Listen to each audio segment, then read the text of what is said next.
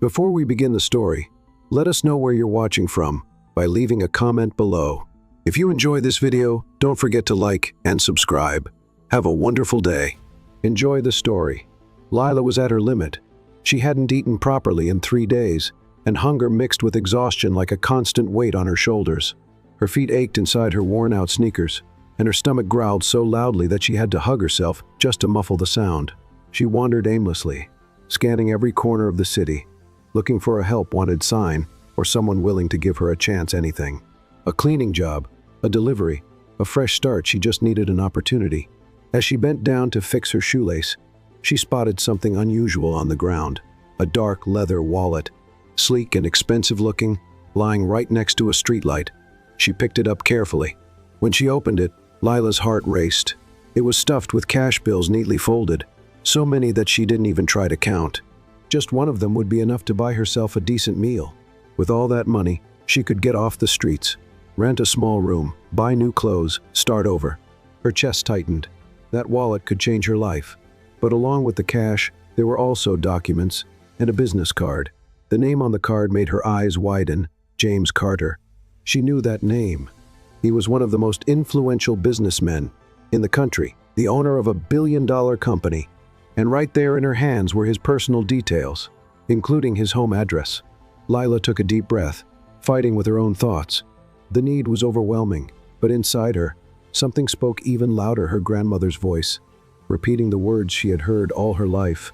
Do what's right, even when no one is watching. Honesty is worth more than anything money can buy. She closed the wallet firmly. It wasn't hers. As painful as it was, she knew exactly what she needed to do. So, she started walking toward the address. After hours of walking, she finally arrived. The mansion was like another world, tall, imposing, surrounded by sleek walls and a massive metal gate. Just looking at it made Lila's throat dry. She had no idea where to start. She approached slowly and pressed the intercom button. Nothing. She clapped her hands. Seconds later, a man appeared. He wore a dress shirt, black pants, and had a stern expression. He stopped behind the gate, looking her up and down with obvious disdain. What do you want? He asked impatiently. I need to speak with Mr. James Carter. It's important, the man scoffed, crossing his arms. Mr. Carter isn't seeing anyone, especially people like you. Lila stood her ground, even as her face burned with shame. Please, it's very important. I won't take much of his time. He let out a dry laugh. Listen, we don't give out handouts here, all right? Go try somewhere else. This neighborhood isn't for you. She clutched the wallet against her chest, feeling her heart pound. I'm not here to ask for anything. I just need to talk to him. It's serious. If he finds out I was here, and you didn't let me speak with him, you'll regret it. The man rolled his eyes. Oh yeah? And why is that? What do you want with Mr. Carter? That's between me and him. The security guard frowned, suspicious. You think you can fool someone here with this little act? Lila took a deep breath. She was about to explode. This man had no idea what she was carrying, how her world was falling apart, and yet she had still chosen to do the right thing. Please, she insisted, her voice steady, just ask him to come here. If he says he doesn't want to see me, I'll leave. I promise. The guard still looked skeptical, but something in the way she spoke made him hesitate. After a few more seconds of staring at her, he grumbled, Wait here. Lila let out a shaky breath as he disappeared behind the mansion walls. She stood there alone, staring at the grand entrance that looked more like a palace. The gate remained shut, the wallet still firm in her hands. Her eyes welled up, but she blinked hard. She wouldn't cry, not here, not now. Inside, James Carter was in his office, reviewing reports, when 3 sharp knocks sounded on his door. What is it? He asked, without looking up from his screen. Sir, there's a woman at the gate. She says she needs to talk to you, but she's strange, looks like she lives on the street. James frowned. And what does she want? She didn't say, just kept insisting. Wouldn't leave. James sighed lightly, resting his elbows on the desk. Name? She didn't say. Just asked to speak with you. Said it was important. The businessman thought for a moment. Normally, he would have refused without hesitation, but there was something about the guard's tone, a different kind of insistence. A small spark of curiosity nudged him from within. All right, he replied, I'm coming. Lila was still standing motionless when the gate finally started to open. She saw the man walking toward her, tall, imposing, wearing an elegant suit with a serious expression. It was him. James Carter stopped in front of the gate, his brow slightly furrowed, observing the woman with a tired look, worn-out clothes, and steady eyes. He had expected someone making a scene, maybe demanding something, but what he saw was different. Without another word, Lila held out the wallet to him. "I found this on 13th Street this morning." Her voice was low but firm. James took the wallet and quickly opened it. His eyes scanned each compartment. Everything was there: the money, the cards, the important documents, even notes with confidential contacts. He let out a slow breath, feeling a strange sense of relief. "You didn't take anything?" he asked, still surprised. "It wasn't mine," Lila replied. James looked up, studying her. She was unkempt, her hair carelessly tied back, her face pale from the cold, but there was something in her eyes, something strong, honest. "What's your name?" "Lila." "And why did you come all the way here?" She swallowed hard. She wasn't used to conversations like this, especially with someone like him. "Because it was the right thing to do. I wouldn't be able to sleep, knowing I kept something that wasn't mine." James nodded slowly. He was used to people who hid their real intentions, who approached him for personal gain. But this woman, with nothing in her hands and everything to lose, had done the right thing without expecting anything in return. James was silent for a moment. Then he looked at the guard. "Open the gate." "Sir?" The man seemed surprised. "She's coming in." Lila's eyes widened. "There's no need. I just wanted to return. And now you're going to have some coffee or tea or whatever you prefer. You did me a huge favor. Come in." Lila hesitated but stepped forward. She felt out of place, like a misplaced piece in a puzzle. "Make yourself comfortable," he said. "Have a seat. I'll be right back." A few minutes later, James returned with a cup of tea and a plate with 2 cheese rolls. "I hope you like them," he said, handing her the plate. She took it and murmured a barely audible "thank you." It was the first warm drink she had in days. "Do you live nearby?" James asked, sitting in the armchair next to her. Lila stared at the cup for a moment before answering. "Actually, I don't live anywhere. I've been on the streets for a few months now." James raised his eyebrows, surprised. "But you?" "I lost my job. My grandmother passed away. It was just the 2 of us. After she was gone, everything started falling apart: the rent, the bills, and before I knew it, I was alone. And then no one would hire me anymore." She shrugged, as if trying to lighten her own story, but her eyes revealed the exhaustion, the weight of sleepless nights, of constant hunger. "Even so, you returned my wallet," he said, breaking the silence. "Even though you could have taken it." Lila just nodded. There was nothing more to say. James studied her more closely. There was something about her, a quiet strength, a kind of honesty he rarely saw in people anymore. "I can help you," he said suddenly. Lila's eyes widened in surprise. "I don't want charity." "It's not charity, it's gratitude. What do you need?" She hesitated. "I just need a job. Any job." A fresh start. James was silent for a few seconds, still processing everything. "I'll think of something," he finally said. "Just give me a moment." Before he could continue, his phone vibrated in his pocket. When he pulled it out and looked at the screen, his expression changed. "I have to take this. Please wait here. Just a few minutes." Lila nodded, feeling a bit uneasy. James walked away through the house, pressing the phone to his ear. She remained in the spacious living room, sitting at the edge of the couch, as if she didn't want to leave a trace. Everything there was too beautiful, too clean, too expensive a place she clearly didn't belong to. As she sat in silence, she heard soft footsteps. Slowly, she turned toward the hallway. A small boy, about 6 years old, appeared in the doorway. He was wearing blue pajamas with stars and held a toy car in his hands. He stopped when he saw her and stared in silence. Lila gave him a gentle smile. "Hi." The boy took a hesitant step, then another. He moved closer, still quiet but curious. "What's your name?" he asked, his voice small but clear. The question caught Lila off guard. She hadn't expected any interaction, let alone a conversation. "Lila, and yours?" "Noah." She smiled wider. "That's a nice name. I like your car. Is it fast?" Noah nodded shyly and sat on the rug, pulling the toy car across the polished floor. Lila lowered herself slowly, sitting beside him, as if trying not to startle a little bird. "You know what's even better than a car?" she asked in a playful whisper. The boy looked up, curious. "A ramp." She grabbed a cushion from the couch and placed it at a slight angle on the floor. "How about we test a racetrack?" Noah placed the car at the top of the improvised ramp and gave it a push. The toy slid down until it bumped into one of the table legs. He looked at Lila and laughed a soft, genuine laugh, with a spark in his eyes that had seemed gone for a long time. Lila joined in, trying to hold back the emotion rising in her chest. "That car is a rocket," she said, excited. Across the hallway, standing still, James watched everything. His phone was off, still in his hand, but he stood frozen, as if he had just seen a ghost, his son laughing. His heart tightened. It had been 3 years since Noah smiled like that. Ever since Emily, his wife, passed away, the boy had completely shut down. No nanny had been able to get close to him. Psychologists, teachers, therapists, all had failed. Noah barely spoke, never interacted, and wouldn't even respond when someone talked to him. But now, in front of this woman he had just met, he was laughing. Unbelievable, James whispered to himself. The scene before him left him motionless. Lila was laughing with Noah, building another ramp with more cushions, while the boy stacked objects to create obstacles. Noah lifted the car, pointing at the cushion. "Do you think it will jump?" "Only one way to find out, pilot," Lila encouraged. The boy pushed the car with force. It flew into the air, flipped, and landed on its side with a soft thud.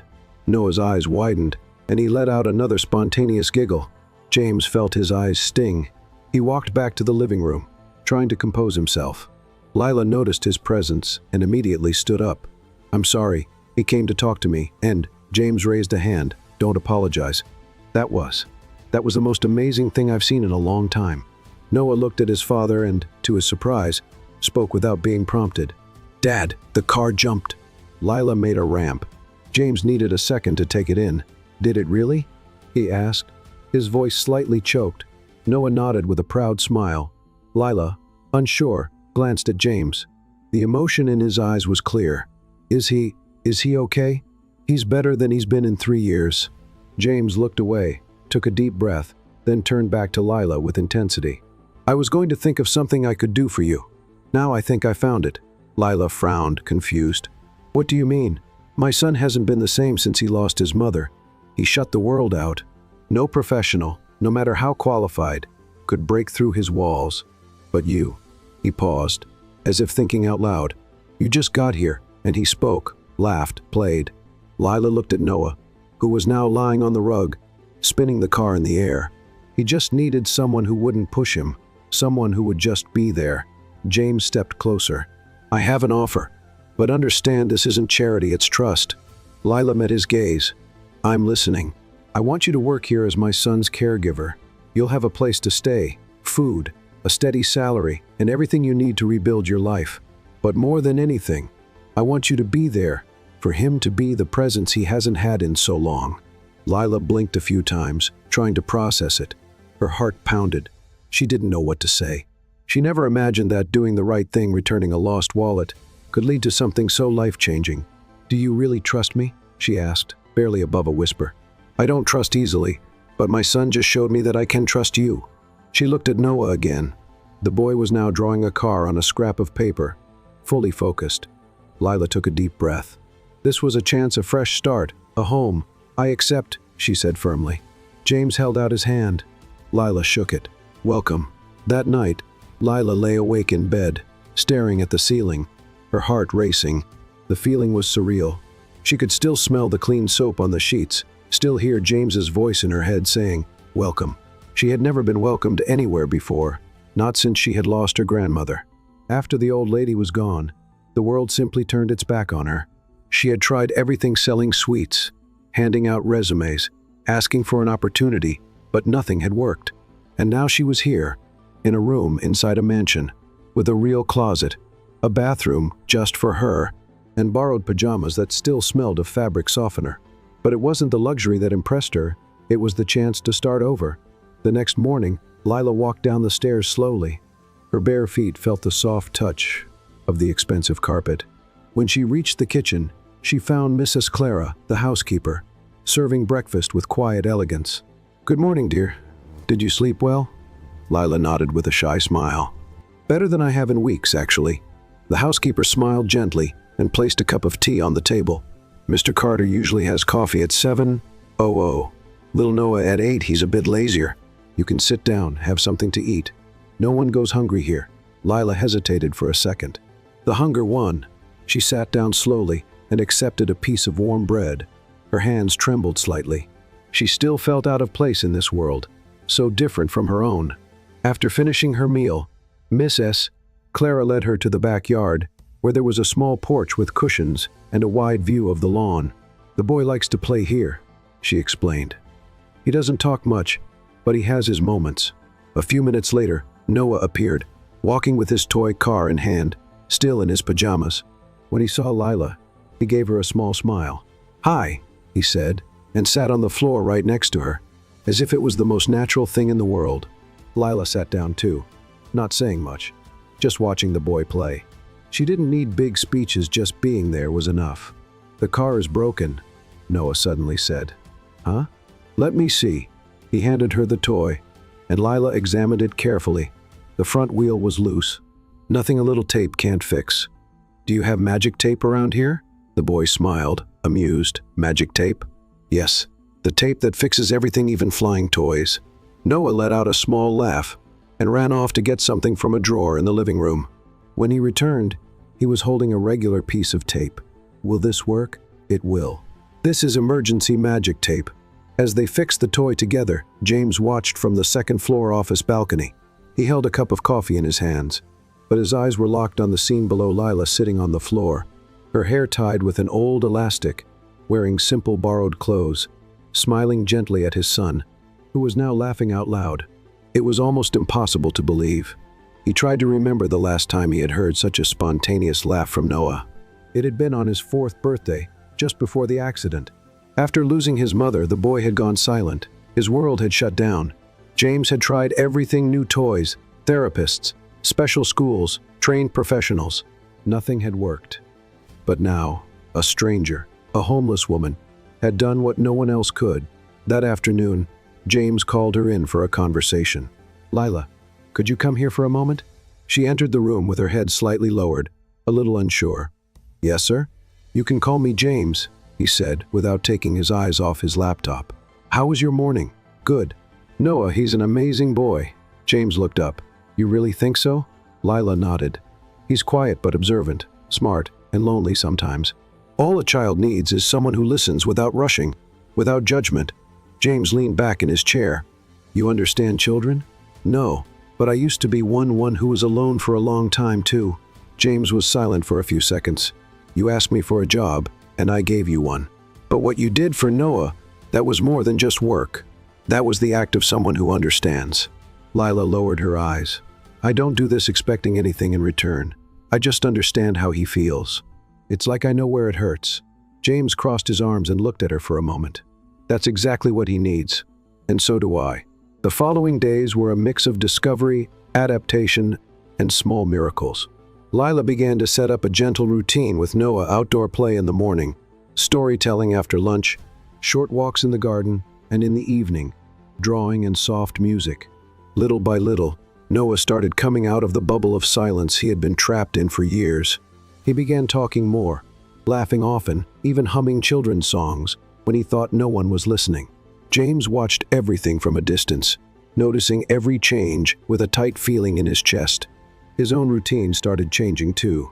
He began coming home earlier, putting his phone away, and spending more time with his son. And every time he saw Lila, he felt something he couldn't explain. It was more than gratitude, it was a peace he hadn't felt since Emily's passing.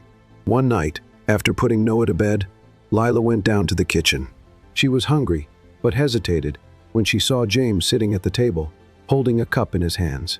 "Sorry, I didn't mean to bother you." "You're not bothering me. Would you like to sit?" She nodded and pulled out a chair. "Would you like some tea? If you have some." He got up, poured her a cup, and placed it in front of her. "Are you adjusting?" "More than I expected. It still doesn't feel real." "It's been very real for Noah." Lila gave a small smile. "He's doing better, isn't he?" "He is. And I don't know how to thank you for that." She shook her head. "You don't have to thank me. I'm happy for him." James stayed quiet, just watching her. "Have you ever thought about studying?" She looked at him, surprised. "Studying? College?" Is there a field you're interested in? Lila gave a small, humorless smile. That was always a distant dream. I barely finished high school. I had to drop everything to take care of my grandmother. And after she passed, surviving became the priority. James rested his elbows on the table. What if I told you I could help? Why? Because you're helping my son. You're giving him back something I thought was lost forever. Lila stayed silent, letting those words sink in. James continued, You're not just someone passing through. You're changing our lives. And maybe it's time for you to live yours too. The next morning when she came down for breakfast, Lila found an envelope on the table with her name written in elegant letters. Inside, there was a bank card, an ID badge with James's company logo, and a sheet with instructions. Your work contract is active. Salary deposited on the first business day. All benefits included. She pressed the envelope against her chest. She had never had an ID badge with her name on it. She had never had a steady salary. She had never had security. And now she did not, because she tricked anyone, not because she begged, but because she was honest. That morning, Noah ran up to her with a drawing in his hands. I made this for you. Lila knelt down, carefully taking the paper. It was a house, a smiling sun, and 3 people holding hands. Who are they? She asked. Noah pointed. Me, you, Dad. Lila bit her lip, touched. It's beautiful. Noah threw his arms around her and whispered, You're like magic. Lila smiled, holding back tears. So are you, little one. Noah let go of the drawing with the ease of someone who trusts. And as Lila held it so gently, he smiled, not the shy, hesitant smile from before, but a smile of pure joy. Lila held the paper like a precious gift, and it was. Moments later, he ran to the living room with his favorite toy car, shouting that he had an idea for a new game. Lila followed, leaving the envelope with her name carefully on the table, as if she didn't want that moment to end. But deep down, she knew something inside her had already started to change. That afternoon, the mansion felt different. For the first time in years, the sound of toys filled the hallways. Noah dragged a box of colorful blocks, and Lila followed behind, carrying 2 cushions he called magic walls. This will be the secret entrance, Noah explained, already on his knees on the rug. No one can pass without the password. And what's the password? He looked at her with a serious expression. A hug. Lila opened her arms, and without hesitation, he ran to her, laughing. They rolled on the rug, surrounded by blocks and laughter. As the afternoon sun cast a golden glow across the floor, James came home in the middle of the afternoon. He had only left for a quick meeting, but something inside him, maybe a new kind of restlessness, made him want to get home earlier than usual. As he walked in, he heard a burst of laughter from the living room. He smiled to himself, shaking his head in a mix of surprise and disbelief. As he got closer, he saw Noah sitting on the rug, covered by a blanket that formed a makeshift tent, while Lila read aloud from a book about dragons that roared in pretend. James leaned against the doorway and crossed his arms, just watching. Noah looked light. The dark circles under his eyes from the past months seemed less noticeable. His posture was more relaxed, and there was something in his eyes that James hadn't seen since the last time. Emily hugged him brightness. When the story ended, Lila closed the book with a dramatic gesture, making Noah clap and laugh. One more, he begged, already heading to the bookshelf. Just one more, or we'll end up falling asleep right here, she replied with a knowing smile. That's when she noticed James. He didn't say anything, just gave her a discreet smile. Lila nodded in return and turned her attention back to Noah, who was now choosing a book about dragons that blew soap bubbles. James, however, stayed there for a few more minutes, as if trying to capture that moment in his memory. Later, Lila went to her room. She was exhausted not physically, but emotionally. The joy of the day, combined with the quiet sense of safety she was starting to feel in that place, was something completely new. She sat on the bed and opened the notebook she had been carrying ever since she left her grandmother's house. It had more blank pages than written ones, but that night she felt like writing, "Today, a little boy hugged me and told me I'm magical. Maybe he's right, or maybe he just needs to believe that magic exists in the world. I need to believe it too." She carefully closed the notebook and placed it in the drawer. The night was peaceful, no noise, no fear. For the first time in a long while, Lila slept deeply. The next morning, Lila went down to the kitchen and found Miss S. Clara preparing breakfast with her usual calm and organized manner. But this time, There was a second plate on the table, scrambled eggs, fruit, and a glass of juice. "Is this for me?" "The boy asked for it," Mrs. Clara said with a small smile. "He said Lila needs to eat like him because getting strong is important." Lila chuckled quietly and sat down. A few moments later, Noah walked into the kitchen and went straight to her, as if it had always been part of his routine. He sat next to her, grabbed a banana, and started talking about a dream he had about an astronaut giraffe. James appeared a few minutes later, already in his suit. "Ready to leave. Everything okay here?" he asked. Noah answered with a big smile. "Lila's going to help me build a rocket today." James raised an eyebrow, surprised. "A rocket?" "Yes, with boxes and aluminum foil." Lila just shrugged, as if saying, "You haven't seen anything yet. Just let me know if you plan on taking off," James said, laughing. During breakfast, James stayed longer than usual. He watched how easily Noah talked to Lila, how comfortable he seemed, and how she truly listened to him with attention, without distractions, without rushing. Before leaving, James gently touched Lila's shoulder. "I'd like to talk to you later if you're free. Meet me in the office this afternoon." She nodded, a bit surprised. He just smiled and walked out the front door. The morning was all about building the rocket. Lila and Noah used 2 large cardboard boxes, tape, colored paper, and the aluminum foil Mrs. Clara reluctantly gave them. In the end, the rocket had drawn on windows, paper wings, and even a red ignition button. "This is better than any toy in the store," Lila said, watching the boy spin inside the box, as if he were in space. "And way more fun," Noah replied. After a quick snack in the garden, Noah got tired and asked to take a nap. Lila took him to his room, read him a short story, and stayed until he fell asleep. Once he was asleep, she headed to the office. James was at his desk, typing on his laptop. When he saw her enter, he closed the screen and motioned to the chair across from him. "Thanks for coming." Lila sat down, trying to hide her nervousness. "Is everything okay?" "Yes, actually, more than okay." He leaned slightly forward, resting his arms on his knees. "I wanted to talk to you about something I've been thinking about since this morning." Lila just listened, waiting.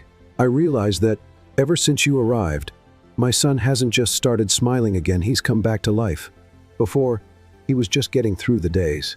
Now he looks forward to them, to spending time with you, to the next game.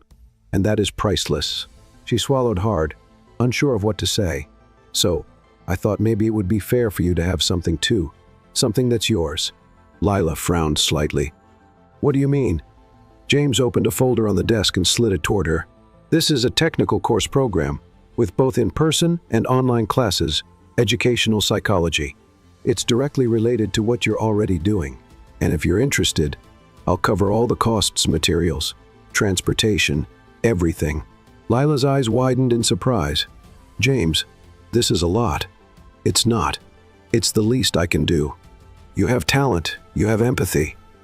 You have a gift, and more than that, you have the heart that many professionals out there are missing." She hesitated. "But what if I can't do it? You already have.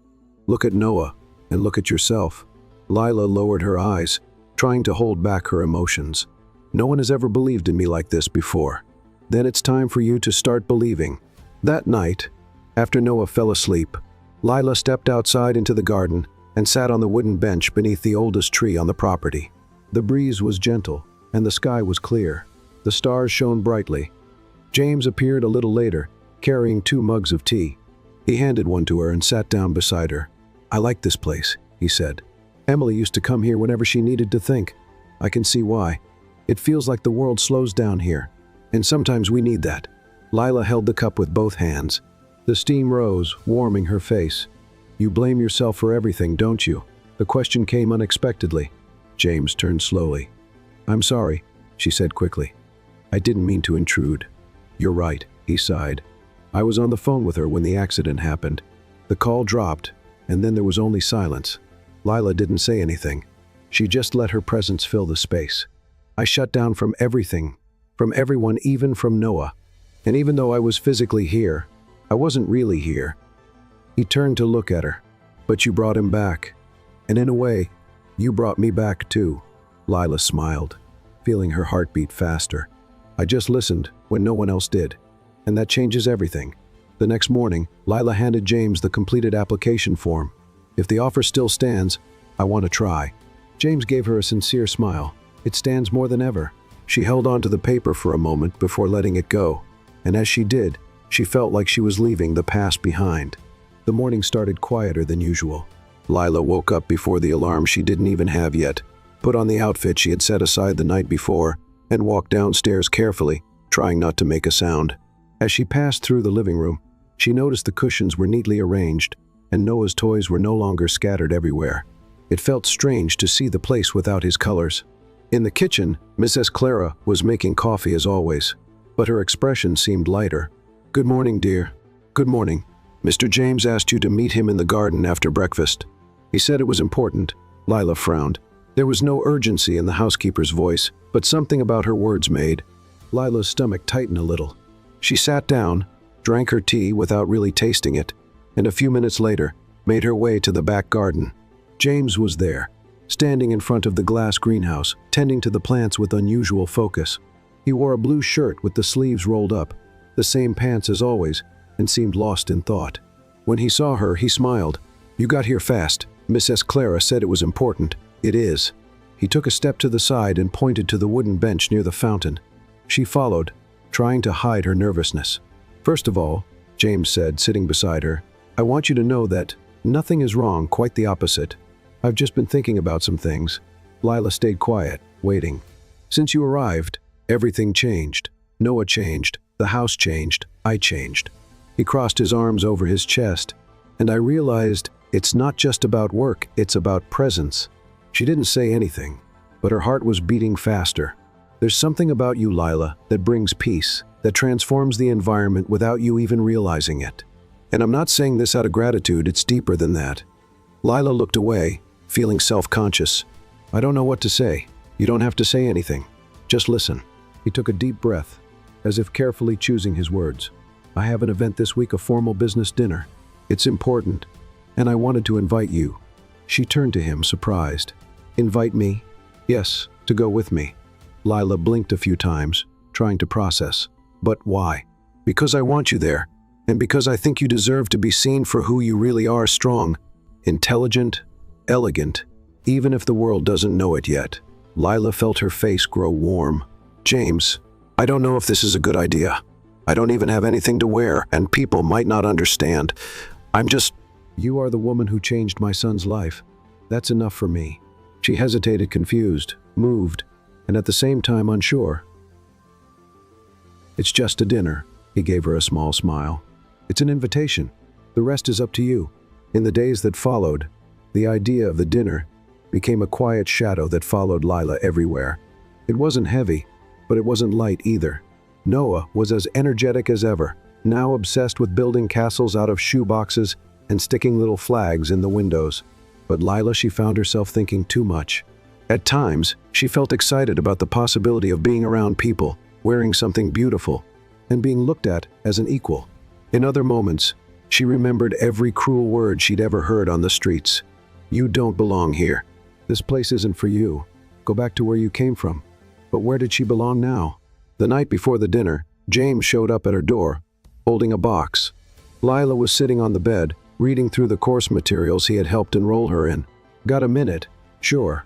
He stepped in and handed her the box. "It's for you." "What's this?" "An outfit for the dinner.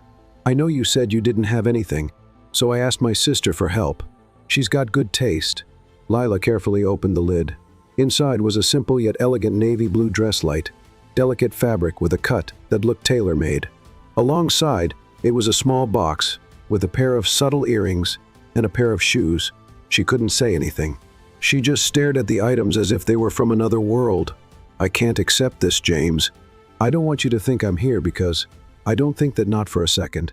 Everything you are has got nothing to do with what you wear. But if I can give you a little comfort, I want to do that." She swallowed hard, her eyes still on the box. "Thank you. You'll look beautiful," he said before leaving. The next day, as Mrs. Clara helped Noah with his bath, Lila entered the room and looked at the dress hanging up. She took a deep breath, like someone preparing to jump off a cliff. She carefully put the dress on, styled her hair in a simple bun, put in the earrings, and finally slipped on the shoes. When she looked at herself in the mirror, for a moment, she didn't recognize the woman staring back. Was that her? She descended the stairs slowly, her heart racing. When she reached the living room, she saw James waiting. He wore a dark suit, a silver tie, and stood with a confident posture. But when he saw her, for a second, his composure broke. Wow. Lila bit her lip, unsure of where to put her hands. Is everything okay? You look stunning. She blushed. Thank you. He offered his arm. Ready? She nodded and accepted the gesture. The hotel ballroom was large, with sparkling chandeliers and well-dressed people everywhere. James guided Lila naturally, not minding the curious looks. Some greeted him with respect, others with surprise, but he kept moving forward, as if nothing affected him. Are you okay? He asked quietly, as they neared the reserved table. I'm trying to look calmer than I feel, he laughed. You're doing great, but if you want, we could sneak out through the kitchen. Lila smiled. Let's at least wait for dessert. During dinner, Lila stayed mostly quiet. She observed, listened, and responded politely. James, on the other hand, was completely at ease, but the whole time, whenever he could, he looked at her. And whenever he did, it felt like the world around them quieted. After dessert, when some of the guests started leaving, James leaned in and said, Do you want to take a walk? Lila nodded. They left the ballroom through a side door and walked into a small garden lit by tiny lights hanging from the trees. The sound of the fountain filled the air with a rare kind of peace. Why did you bring me here? She asked. James stopped walking and looked at her. Because I wanted you to see what it's like to be looked at the right way. She furrowed her brow slightly. The right way? With respect, with admiration, with enchantment. Lila looked away, nervous. James, I know what you must be thinking, that we live in different worlds, that none of this makes sense. But Lila, since you came into my life, I've never been the same. She stared at him, surprised. You're saying that? I'm saying I'm falling in love with you. Lila opened her mouth, but no words came out. James took a step closer. I'm not asking for anything right now. I'm just being honest because you deserve that too. She felt her eyes start to tear up. I need some time. I'll give you all the time you need. I was just a man who hadn't smiled in 3 years, and now I can't stop smiling. She laughed through the tears. James, it's okay, Lila. I just wanted you to know. The rest will build slowly. She took a deep breath, trying to organize her thoughts. But deep down, something inside her already knew she would never be able to look at him the same way again. On the way back from the dinner, the silence in the car was different. It wasn't uncomfortable, it was dense, filled with unspoken thoughts. Lila looked out the window, the city lights reflecting on the glass, as she tried to make sense of what she was feeling. James's words still echoed inside her like a wave rolling in and out. I'm falling in love with you. She didn't know how to respond, but she also couldn't ignore it. James kept his eyes on the road. There was no rush, no expectation, just the certainty that he had done what needed to be done, told the truth. When they arrived, James stepped out first and walked around the car to open the door for Lila. She gave him a shy look of thanks, and as she passed him, she felt the warmth of his quiet gesture. Noah was already asleep. Mrs. Clara had said he had gone to bed right after dinner and hadn't woken up since. Lila went up to check on him. Seeing him curled up in the middle of the bed filled her chest with a quiet tenderness. She walked downstairs in silence, thinking James was already in his room, but she found him in the living room, sitting alone with a glass of wine in his hands. The dim light reflected a mix of exhaustion and serenity in his eyes. It's late, she said softly. I know. I just haven't been able to sleep yet. Lila hesitated. Do you want me to leave you alone? James looked at her for a moment, then shook his head gently. Stay for a bit, just to talk. She sat down on the couch beside him, not too close, but not too far. Do you regret it? She asked. Saying what you said? No. I would only regret it if I had kept it to myself. Lila looked down at her hands. I don't know what to think yet. It's all so new, so fast. I understand. And what if? What if this makes everything complicated? What about Noah? James carefully placed his glass on the coffee table. Lila, if I thought this could put you in a difficult position, I'm sorry. I don't want to pressure you or confuse you. I just wanted to be honest, because you deserve that. She looked at him. I'm not afraid of you. I'm afraid of myself. Why? Because, for the first time, I feel like I can trust someone, and that's scary. When you come from where I come from, trust isn't natural, it's risky. James nodded slowly. Then we'll take it slow, no rush, no expectations. Just being. She smiled, and it was genuine. Thank you. You've already thanked me enough. Lila stood up with a gentle motion. Good night, James. Good night, Lila. The next morning, Noah woke up earlier than usual. He appeared in the kitchen in his pajamas, his hair messy and a sleepy smile on his face. Is Lila awake, Miss S? Clara pointed to the back porch. She's outside with her notebook. Noah ran barefoot, and when he saw Lila sitting on the bench with her knees tucked up, he grinned. Want to play? She quickly closed her notebook and smiled back. Always. Can we build a ship today? A ship? Where did that idea come from? I dreamed we were sailing the ocean. You were the captain and Dad was the cook. Lila burst into laughter. Dad a cook? I have to see that. He burned the eggs in my dream. Noah giggled. Later, when James came downstairs for breakfast, he found them in the yard, surrounded by boxes and ropes. Lila was wearing a newspaper hat, and Noah was holding a spoon like a sword. Did I wake up in a cartoon? James asked, raising an eyebrow. We're at sea, Noah shouted. And you're the cook. Are you making pancakes? James pretended to be offended. So you put me to work? Lila laughed. Of course. Every ship needs a full crew. James pretended to think. All right, but my pancakes come with a surprise filling. Noah's eyes widened. Is it jam? Pickles? Yuck. By the end of the afternoon, Lila went upstairs to take a shower. James was on the library porch, reading some contracts, when he heard footsteps behind him. James? It was Lila. She held a signed enrollment form, and the documents needed to start the technical course he had suggested. It's decided, she said. I'm going to try. James stood up. That's wonderful, Lila. Really. I was scared. I still am. But if I wait to stop being afraid, I'll never move forward. Fear means you're heading towards something important. She took a deep breath. Thank you for believing in me. Thank you for showing me that believing in people is still worth it. They stood in silence for a moment, eyes locked. Well, I have some reading to finish, she said, breaking the moment with a shy smile. All right. Oh, Lila? She turned at the door. Yes, this is going to be a great beginning. Throughout the week, James and Lila started running into each other more often outside of their time with Noah, sometimes at the cafe, other times at the library, or even in the kitchen when she was making something she had learned from her grandmother. Their conversations became more natural. Their glances lasted longer. Their silences felt fuller. One evening, while Lila was washing the dishes, James walked up to her, holding a glass of juice. Need some help? Do you know how to wash dishes? I know how to run multi-million-dollar companies, but dishes? That's a challenge. Then start by drying. He grabbed a towel and stood beside her. They worked in silence for a few minutes until James spoke. Do you believe people can find their way back to each other, even after getting lost? Lila thought for a moment. I do, but only if they want to, and if there's someone waiting for them on the other side. James nodded. I lost myself after Emily was gone. Everything lost its color. Noah became my only focus.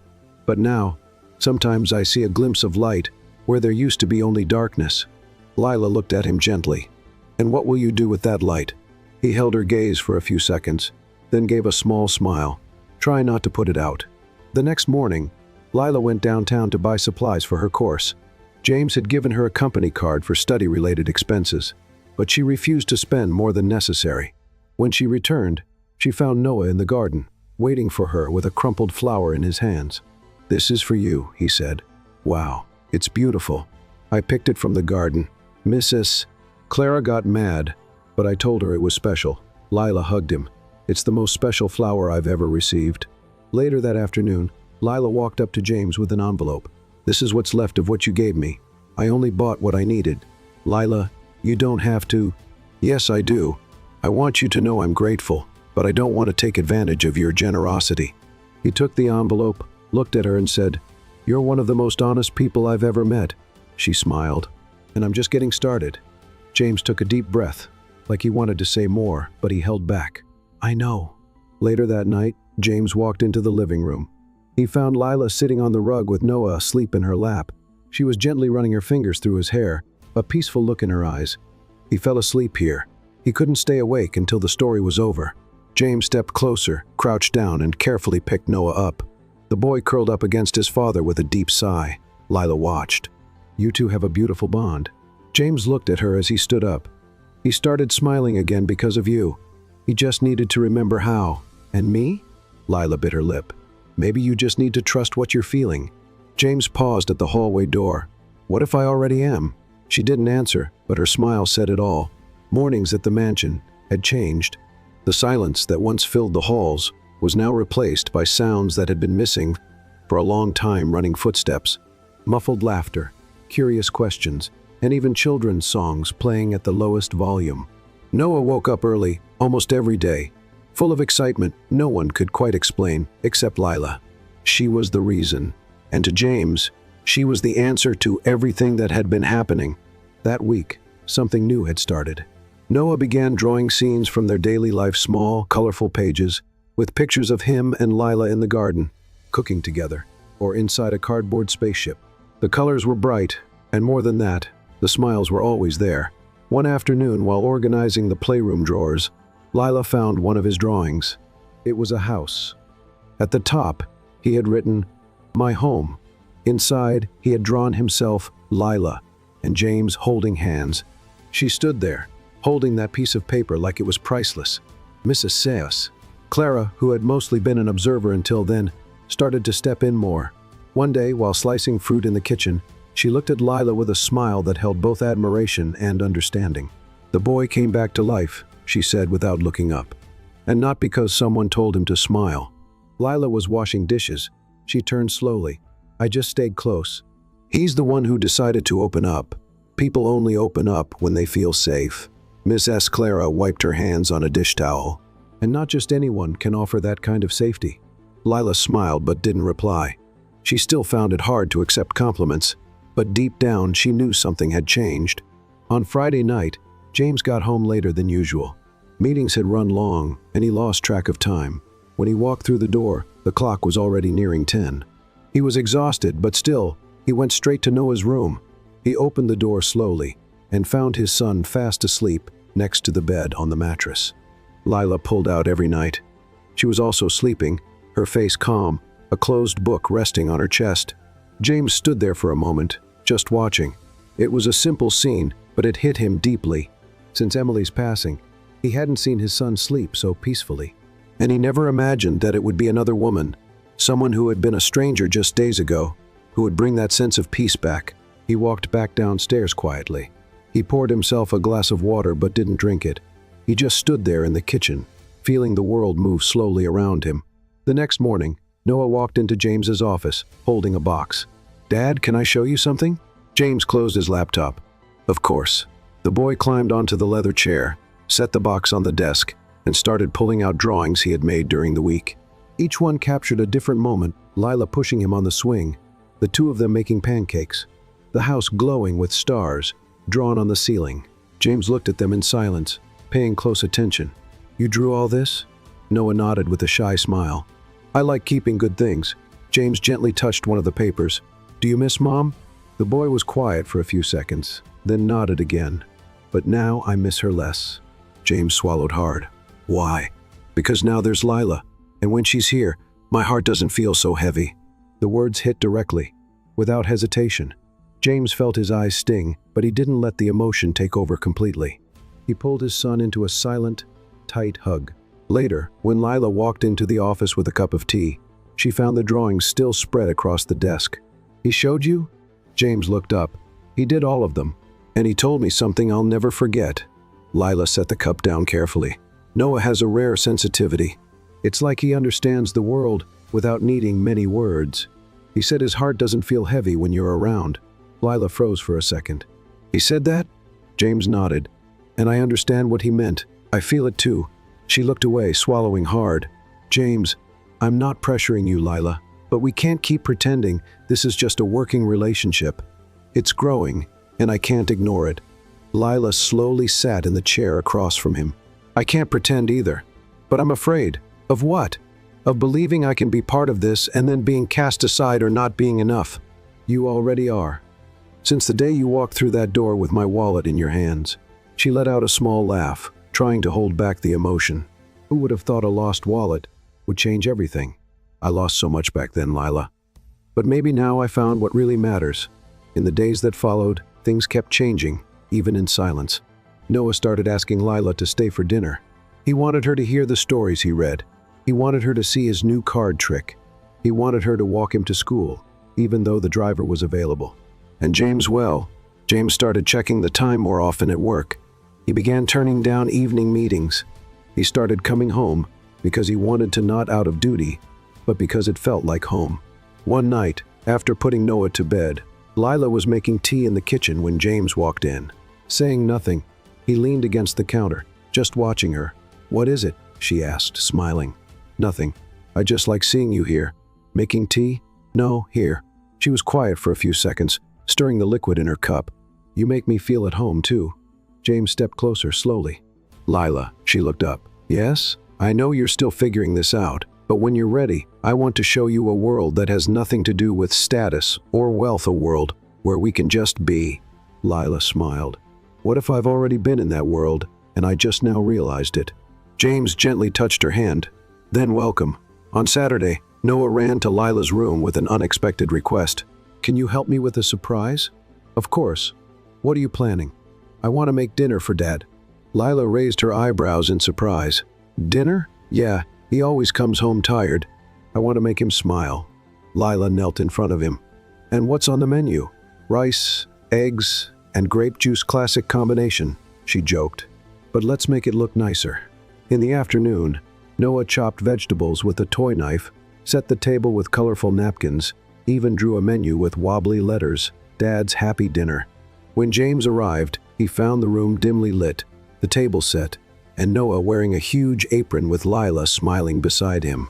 "What is this? Special dinner," the boy said, his eyes shining. "I cooked!" James pretended to be surprised. "Then I have to try everything." Dinner was simple but filled with laughter. Lila and James kept exchanging glances. There was something there that no words could explain, but it was clear in their eyes.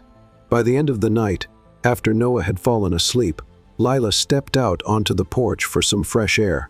James followed, carrying 2 cups of tea. "I want you to know something," he said, handing her the cup. "What?" "I'm not in a hurry, but I'm not giving up on you." Lila looked at him, her eyes filled with emotion. "I know."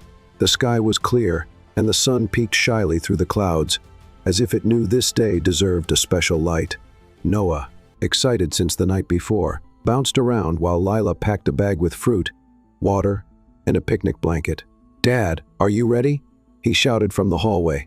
"Almost," James called back, trying to finish putting on his sneakers. "Just give me 2 more seconds, astronaut." Lila smiled as she listened to them talking like they were on a space mission. Seeing James so lighthearted was something new and wonderful. He looked younger, more at ease, more alive. A short while later, they left together. James drove with one arm resting on the window, Noah in the back seat making up a song, and Lila in the front, watching the city go by, as if she were seeing it for the first time. They arrived at the park early. There weren't many people around. A few kids played on the swings, and couples strolled quietly along tree-lined paths.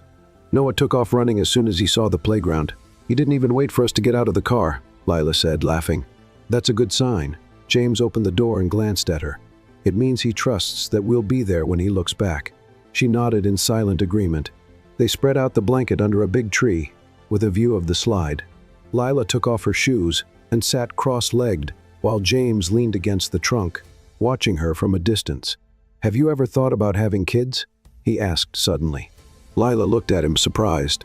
"I have, but I never thought it could actually happen, not with the life I used to have." "And now?" She smiled softly. "Now I feel like anything is possible." James lowered his eyes for a moment, then looked back at her. "You're amazing, Lila." She looked away, unsure how to respond. She was still getting used to how directly James saw her, not as someone who needed saving, but as someone who mattered. A few minutes later, Noah ran back, his face flushed, breathing hard. "Lila, come with me on the slide." "Oh no, now?" she asked, pretending to be exhausted. "Now." She laughed, got up, and ran with him to the playground, climbing the steps as if she were scared. Noah slid down first, cheering. Lila followed, laughing loudly. James watched from a distance, arms crossed, unable to hide his smile. That image of the two of them playing, having fun, was exactly what he never knew he needed to see. After the slide, they went on the seesaws, the merry-go-round, and finally, Noah's most anticipated moment, the picnic. They sat under the tree, sharing sandwiches, apple slices, and cookies. "This is the best day of my life," Noah declared with his mouth full. Lila laughed. "Even better than the day you got your toy rocket?" "Way better." James looked at Lila and joked, "You outdid my gift." "Congrats." "It's the sandwich's fault," she replied, holding up her sandwich like a trophy. Their laughter blended with the gentle sound of the wind rustling through the leaves. Later, as the sun started to set, Noah lay down on the blanket and fell asleep with his head resting on Lila's lap. She ran her fingers gently through his hair, while James sat closer, watching in silence. "I feel different when I'm with you," he said softly. Lila looked up at him. "What do you mean?" "I remember who I was before the pain." She didn't respond. She just placed her hand over his in a steady, calm gesture. "You're still that man, James. You just forgot." He turned his hand to fully hold hers, and they stayed like that, with Noah sleeping between them, as if that moment was meant to last forever. The morning after their day in the park, Lila woke up to the soft sound of rain tapping against the window. The house was quiet, but her heart felt restless. She could still feel the warmth of the day before the laughter, the gentle touch of James's hand over hers, Noah sleeping peacefully between them. She walked downstairs slowly, her bare feet touching the cold floor, and found James in the kitchen, making coffee. His back was to her, his white shirt slightly wrinkled, his hair a little messy. The scene was simple, yet full of meaning. "Good morning," she said softly. He turned around with a smile. "Good morning, Lila." She stepped closer, reaching for a clean cup from the cabinet. "Did you sleep well?" "Better than I have in years," he said, pouring coffee for her. "And you?" "I still feel like I'm floating because of the park, because of everything, because of what we're building." James moved a little closer, his eyes locked on hers. "I thought a lot last night." Lila tightened her grip on the cup handle. "About what?" "About what I want moving forward, about you, about Noah. And I realized I can't imagine a future without you by our side." She swallowed hard. "James, I know it's fast, it's unexpected, but what I feel isn't impulsive, it's clear and strong." He took a step forward. "And that's why there's something I want to do the right way." Lila stood still, her heart racing. "Now?" James set his cup in the sink, stepped away for a moment, and returned holding a small blue velvet box. Lila froze. He walked up to her, opened the box, revealing a delicate ring with a small but shining stone. "Lila, you walked into my life on an ordinary day, carrying only a lost wallet, but you gave me back more than I ever thought. I had lost peace, lightness, hope. You brought my son back to me, and you brought me back to myself. I know you're scared. I am too, but I believe in us. And I want to walk this path with you, not as my employee, but as my partner, my wife." Lila brought a hand to her mouth, her eyes welling up. "You want to marry me?" "Yes, with everything that comes with it, the past, the present, and whatever lies ahead. I want you by my side today, tomorrow, every day." She looked at him for a moment, holding her breath. Then, with a trembling smile, she whispered, "I do." James closed his eyes for a second, relieved, and gently slipped the ring onto her finger. Then he pulled her into a tight, silent embrace where they fit perfectly together. "I never imagined this for myself," she murmured against his chest. "Me neither, but it's the best unexpected thing that's ever happened to me." At lunchtime, Noah came running into the kitchen, his feet wet, holding a handful of flowers he had picked in the rain. "Lila, look. I got these for you." She knelt to hug him. "They're beautiful, but you're going to catch a cold like this. Dad said you're going to be my new mom. Is it true?" Lila glanced at James, who was leaning against the counter, smiling. "Yes, buddy," she answered, her voice unsteady. Noah threw his arms around her neck. "I always wanted this. Now I have a real family." Lila held the little boy tightly, her heart overflowing. "We've always wanted you too." James stepped forward and hugged them both. And there, in that small bundle of arms and hearts pressed together, there was more love than in any grand party or empty promise. It was real. It was true. That night, Lila sat alone on the porch for a few minutes, looking at the moon through the clouds. She still remembered the sidewalk where she had found the wallet, the empty stomach, the biting cold, the loneliness screaming inside her. It all felt so far away, as if it belonged to another life. Now she wore a ring on her finger, and more than that, she carried the certainty that she had been seen, chosen, loved, When James joined her, carrying 2 cups of tea, he sat beside her in silence. "You know," he said after a while, "Emily always said that love is what we do when no one is watching." Lila looked at him sideways. "And do you think you're doing it right?" "No doubt about it." She rested her head on his shoulder, closing her eyes for a moment. "Me neither." The wedding took place 3 weeks later in a simple garden, surrounded by colorful flowers and genuine smiles. Nothing grand, nothing extravagant, but everything was perfectly meaningful. Lila wore a light dress with delicate lace, and her hair was tied in a soft braid. She wasn't wearing expensive jewelry or heavy makeup. She carried only the light in her eyes, the light of someone who had overcome life's challenges, and in her heart, the peace of knowing she was chosen with love. James wore a dark blue suit and hadn't taken his eyes off her since the moment she appeared at the garden entrance, holding Noah's hand. "Come on, Mom," the boy whispered, excited. Lila smiled, squeezing his hand gently. "I'm right here, my love." It was Noah who walked her to James, taking small, proud steps, carrying a little box with the wedding rings. All eyes were on them, a picture that spoke for itself. When it was time for the vows, James spoke first. "Lila, when I met you, I had lost faith in so many things, in hope, in the future, in love. But you walked into my home, bringing more than honesty. You brought life. Your presence healed my son, and it healed me too. Today, more than just saying I do, I give you my whole heart, and I promise never to let it fall again." Lila took a deep breath. Tears were already rolling down Miss S. Clara's face in the front row. "I came here afraid, with nothing, carrying the weight of the world on my shoulders and a wounded soul. But then I found you and Noah, and a house that became a home. You didn't save me. James, you saw me. And I promise I will never let pain take the place of the love we have now." They exchanged rings under a clear sky and a gentle breeze, as if even the universe was celebrating their union. The reception was joyful, but simple music, chosen by Noah. Homemade treats from Miss S. Clara, laughter everywhere. Lila danced with James under the warm glow of string lights hanging from the trees, while Noah ran around with his school friends, dressed in a tiny suit. Later that night, James pulled Lila aside to a quiet corner of the garden, under a pergola decorated with fairy lights. "Did you know I've always hated parties?" he said with a smile. "So why are you loving this one?" "Because you're in it." Lila laughed, and he pulled her close, wrapping her in a gentle embrace. "I never thought I'd be this happy again." "Me neither. But sometimes life surprises us. Sometimes it saves us." The days that followed were as light as spring mornings. Their home life changed, but there was no rush. Lila still took care of Noah, still made his snacks, still read him bedtime stories, but now she did it as a wife and as a mother. Noah, in turn, seemed to grow more each day, his confidence, his energy, the spark in his eyes. He was different whole. One night, as they were watching a movie together in the living room, the boy curled up in Lila's lap and whispered, "Mom?" "Yes, my love. We'll never be apart again, right?" She kissed his hair. "Never. You're mine forever."